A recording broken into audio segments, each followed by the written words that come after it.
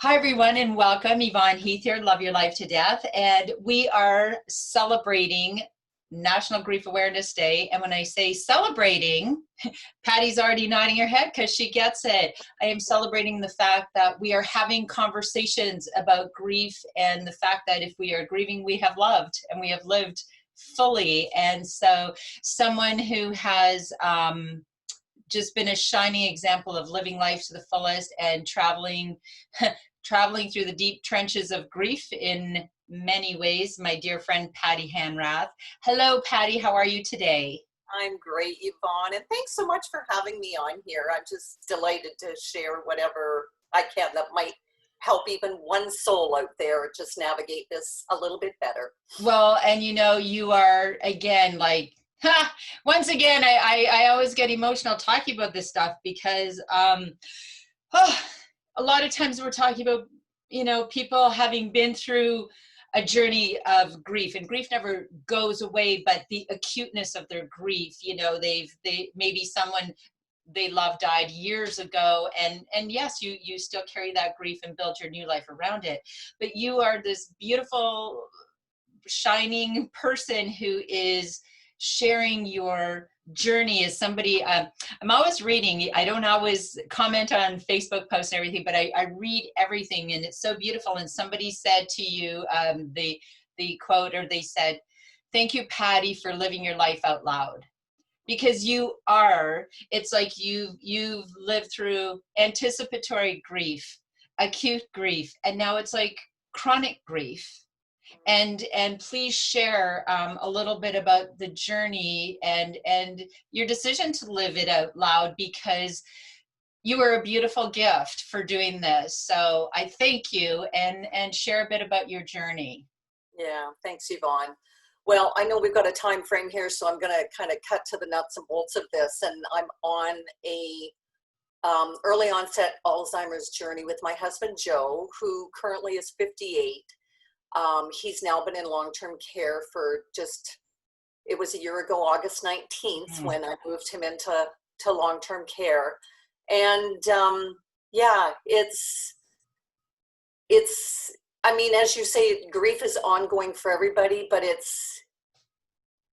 I've lost people before very, very dear to me. And I'm not saying any one journey is easier than the other, because it's not. Mm-hmm. But this is different. It's different walking through this day by day and watching somebody fade piece by piece. I kind of look at this, I'm a very visual person, so I look at it as a puzzle of Joe, if Joe was a puzzle. Mm-hmm. And just piece by piece, the puzzles falling away. But I made a decision when I made two goals, actually, when I found out really what was going on with Joe, because there was a whole bunch before that we didn't know really what we were dealing with. Joe was a vibrant human being who was a custom home builder for over 30 years. But anyway, that's for a longer period of time. When we found out we were dealing with early onset Alzheimer's, being a coach myself, I right away made two goals for myself. Number one was that I would ensure that he always had the best care possible. And the second goal was that I would not go down with the ship. And that is not 1 ounce of disrespect to my husband. I love him fully, but I just knew the rate of caregiver burnout and the amount of pressure and stress and everything that I was going to be facing on this journey. Was I had to set some intentions very clearly. To the best of my ability. I've not done it perfectly by any stretch, but just to give myself a vision and some goals to shoot for, so that I could walk this journey as well physically, emotionally, spiritually as I possibly could. Knowing what was coming, but not knowing what was coming. You can plan for what you think is coming, but when reality hits, it's another whole ballgame. There's just so much to talk about in that. And first of all, there were so many losses in that diagnosis, finding it out, which took forever, losing like a business, your dream home, your husband, a life that you anticipated, and it just goes on. And the caregiver burnout, and I love sharing your story, because there's so many people that feel so much guilt. Oh, I have to do it. You know, I have to care for my loved one. And if you can, and if you're able, how wonderful. And if you can't and you're unable, that's okay too, because you're only one person. Nobody can caregive 24/7. It is not humanly possible. And I, as a nurse, I witnessed caregivers dying before the person that they're caring for, or just becoming another person to grieve because they can't even function. And so, you know, our greatest gift to the world is the very best version of ourselves. And we don't need to judge other people's journey. Oh, I did it, why aren't you doing it? Well, because we all have a different path. And I encourage every caregiver out there, let go of the guilt. You're doing the best you can. You're doing the best you can. And I love this, Patti. Like, are you waving the white flag? Because here you are, and thank goodness you are a coach, and I'm sure you're coaching yourself. All the time.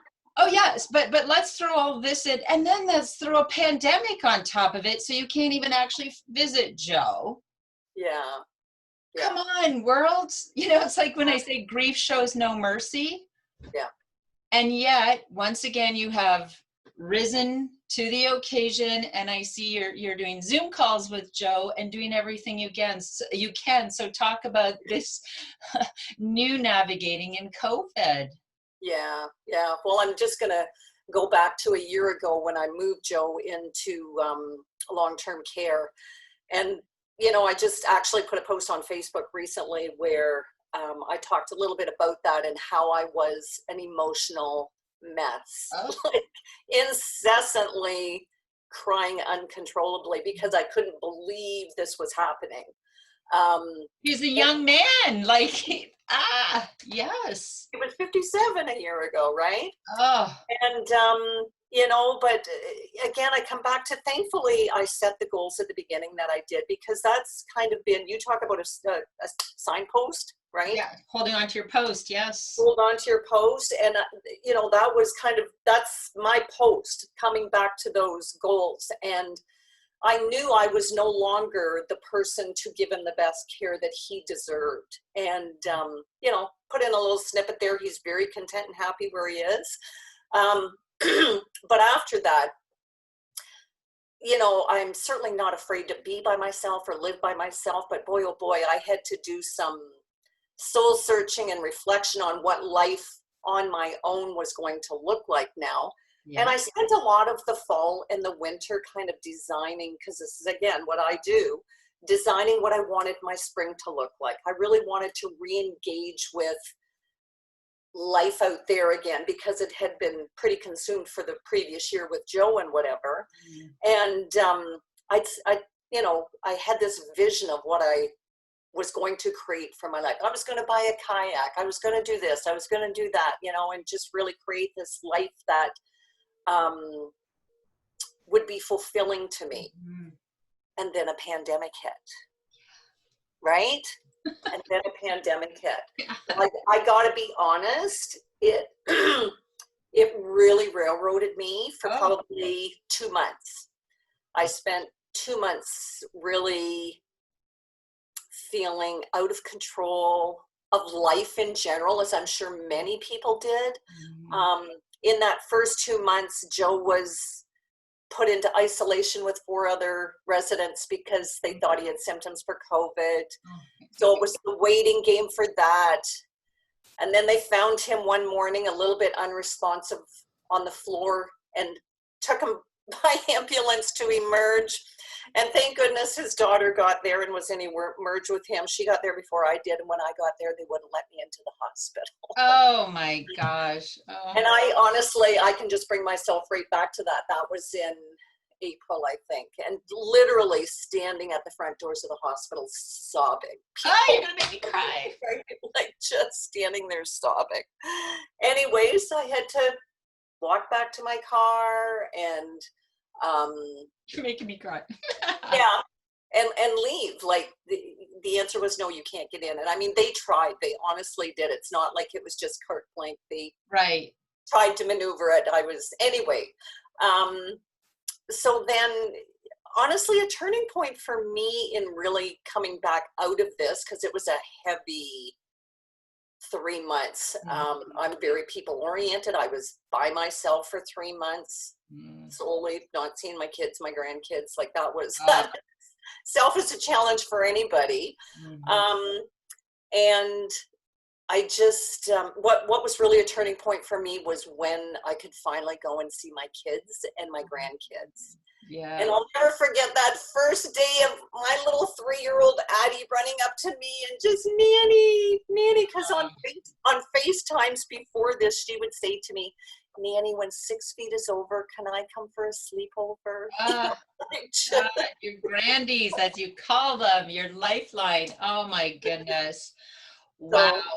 Unbelievable. So that was a big turning point. Yes. Just to be able to have that physical contact, have that face-to-face conversation, feel the love. Oh my gosh, physically feel it. There's so much grief in all of that. And thank you for sharing that you fell apart and it was hard and I don't apologize for my tears. I never will tell people to stop crying or, oh, why are you crying? Because it's sad. That's why, because it's really sad.